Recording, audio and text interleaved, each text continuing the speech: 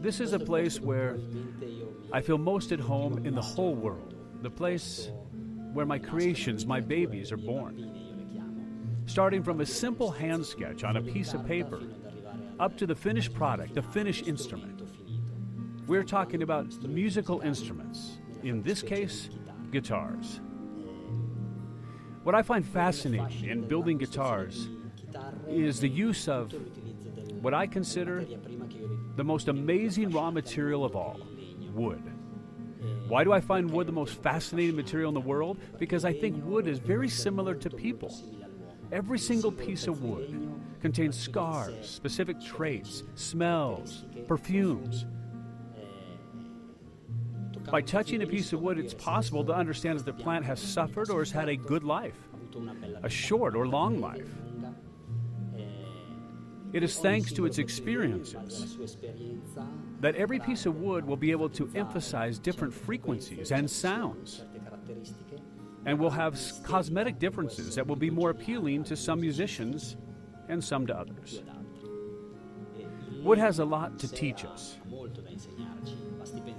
Just think that the best instruments, the ones that give the best results in the world, are made by mixing them together and creating a synergy with essences from all over the world.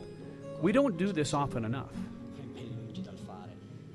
Every single piece of wood has technical qualities that are specific to each part of the instrument. So it's fascinating to think that a keyboard is usually made with ebony coming from Africa, back and sides from South American woods, and in my case, my instrument's soundboards are spruce from Val di Fiemme in Italy.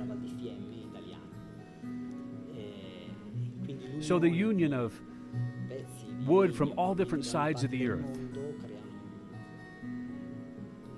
creates an ensemble that is much stronger than one might think. The soundboard is the soul of the instrument. My instrument soundboards are made almost exclusively with spruce. Here we have a beautiful piece of spruce from Valpusteria, although I primarily use the famous spruce from Val di Fiemme, also used by Stradivarius for his violins.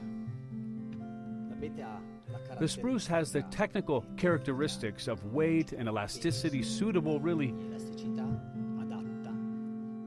to amplify the string's vibrations and to make it come to our ears in a more detailed, warm, and harmonious way. This is a block of wood that I am going to use for a semi-acoustic guitar, an archtop. So it will be carved by hand with gouges with the same technique that is used for any stringed instrument such as violas, violins, and cello.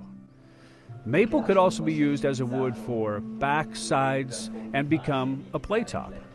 But I usually prefer a range of the rosewood family. I find them warmer, both acoustically and aesthetically. Specifically, here we are looking at a wonderful piece of Madagascar rosewood. That having been spliced like a book creates a veining that I consider a work of art in itself. The soundboard is spruce, in this case a male Val di Fiemme spruce. This is the first draft of the handle of an acoustic guitar.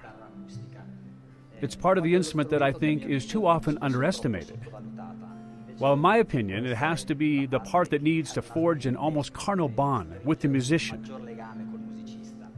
If the musician has a particular connection with the shape and the surface of the neck, it is very possible that he will find in this instrument his companion for life.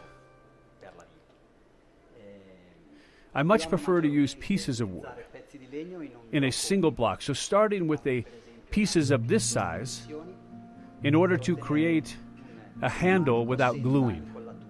Starting from the handle and the neck. I like this for two reasons. First, I think that aesthetically, looking at the wood grain, starting at the beginning and finishing at the end, it's almost like its own drawing. and it's definitely more charming.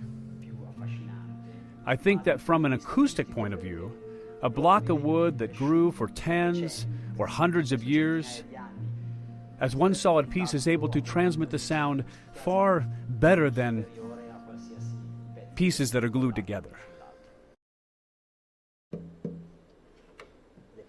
The first sound of a newborn. This is the instrument to which I've dedicated the last year of my work. It has been a long and complicated job, but one of great satisfaction. This on my right is the finished product. What I hope is that you will be able to hear it being played at some beautiful concert, and that it will give you even just 1/10 of the emotions that I felt in building it.